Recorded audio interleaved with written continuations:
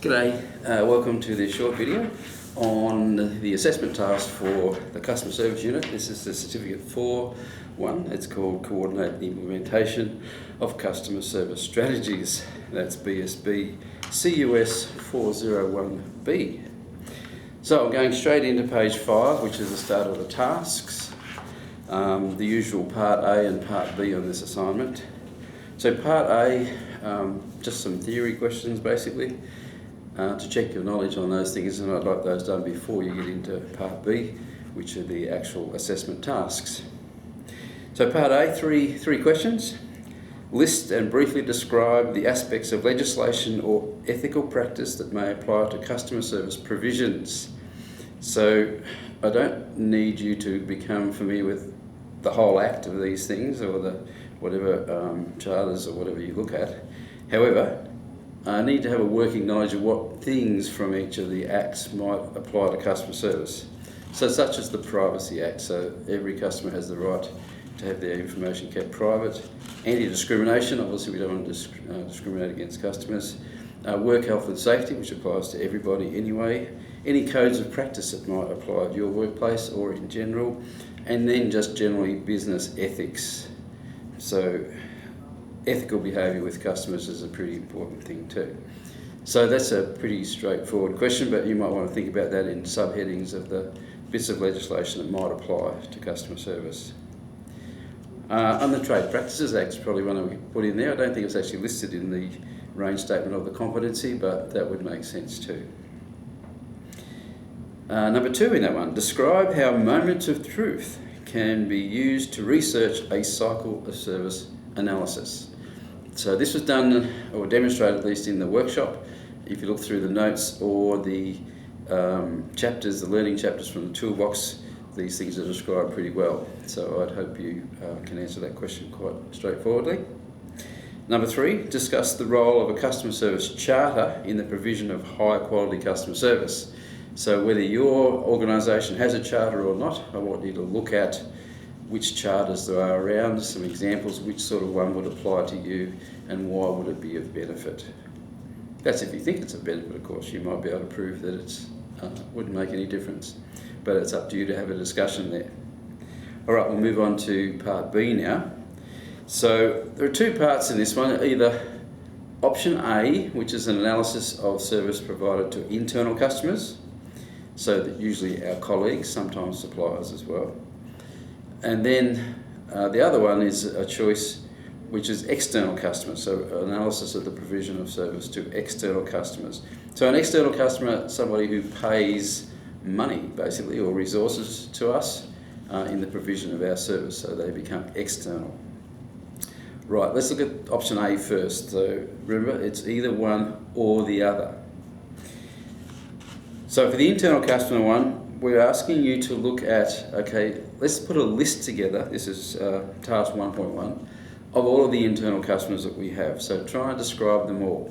So if you're part of a large organisation, you'll have a lot of internal customers. There'll be HR, there'll be finance, there'll be administrative systems and whatever. So all of the jobs that relate to you from outside of within the organisation, but maybe outside your workplace, they're all internal customers. But particularly look at your internal customers within your organisation. So they are definitely your colleagues and any other groups within your organisation that you service. Then, in consultation with other staff, so not by yourself, just have a general discussion with some of the other people there. Either draft a questionnaire, which is probably my preferred option, but you don't have to do that. But if you draft a questionnaire, make sure it's fairly unambiguous, it's clear, it's looking for the information that you want, and that the questionnaire is about the service that you provide within your organisation and what your internal customers think of it. So it's a fairly brave thing to do, but it's a great thing to do as well. But if you've got some other suitable way of gathering data and information about customer service and how it's perceived, then you can use that. But I just need to see what evidence you've used to come up with those things. All right, so if you do a questionnaire, I'd like the actual questionnaires attached, if that's okay. I'd like to verify the information that you got. Then 1.3, so based on your findings from that task, 1.2, the questionnaire or whatever means you've got of getting the data, prioritise any areas that could be improved and draft an action plan to address these areas for at least 2 items. So we're looking for 2 areas that you might want to improve in customer service. They don't have to be big things, but they need to be something that will make a difference if they are improved. Collaborate with your colleagues again, and management, and also the internal customers, and modify your idea or the plan you've got in place if you need to. So in other words, don't just do it in isolation, let's discuss it with other people. Put the plan into place, usually for 3 or 4 weeks, or however long it takes to actually get enough information to see whether it worked or not. Report on the outcomes at the end of the assignment period, summarising progress in each of the identified areas that you put down for improvement. So the usual little action plan template here, if you like to use something like that for your action plan, you don't have to use this, but it's not a bad, simple template to use. So that's a fairly important part of the assignment because it is about coordinating improvement strategies in customer service. Then we move on to some other questions here, a few more. 2, evaluate the resolution of customer complaints and difficulties and recommend any changes that would improve effectiveness.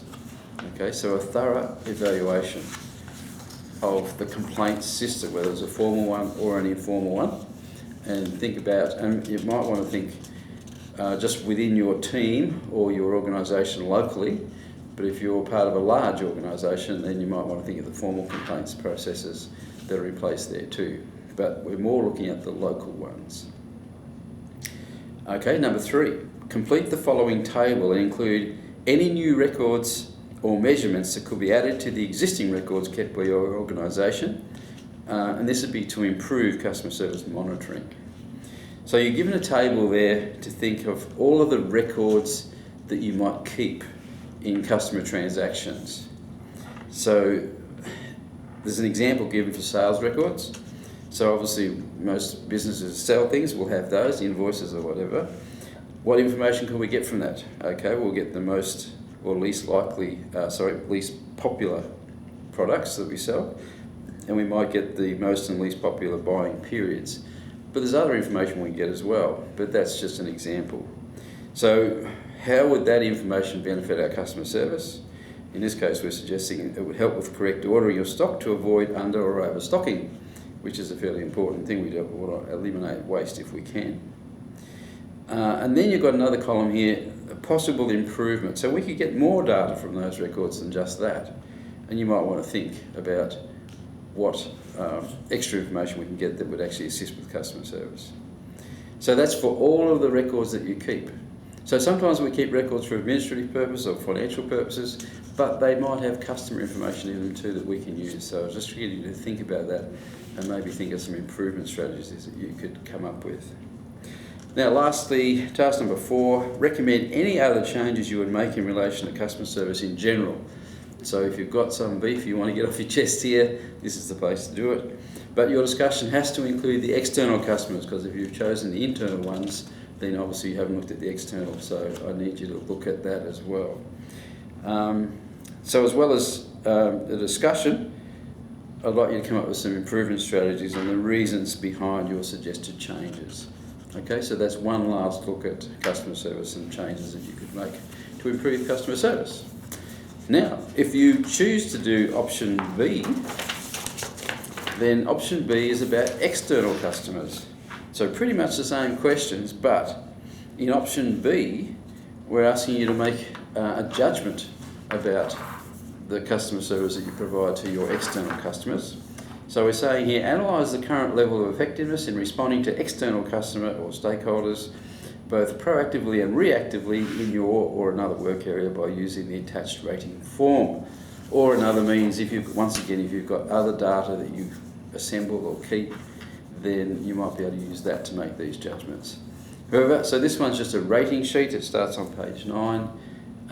It looks at the key features of customer service, performance, features of the product or the service, conformance, reliability, what else we've got over the page, information for customers, promptness and responsiveness, consideration of customer needs, and image. So you're asked to give a rating for the service that you're looking at, or the services in general, against each of those ones. And for the two least highly rated, then that's probably the two you might pick to try and improve. So the same is for the internal one now. Draft the action plan that was provided before using that template if you wish. Once again, in collaboration with the colleagues, put something into place over the next 3 or 4 weeks and report back to me how that went. So that's task 1 then, as it relates to external customer service. So task 2 is exactly the same as for the internal one. The customer complaints and difficulties procedures I want you to talk about there. Task 3, once again exactly the same as the internal customer one. Complete the following tables about records that we just talked about before, and think about the improvements for the records for customer service improvements. And then of course the last one is recommend, this is the overall look, recommend any other changes you would make in relation to customer service in general. This discussion should include internal customer service improvement strategies and indicate the reasons behind your suggested changes.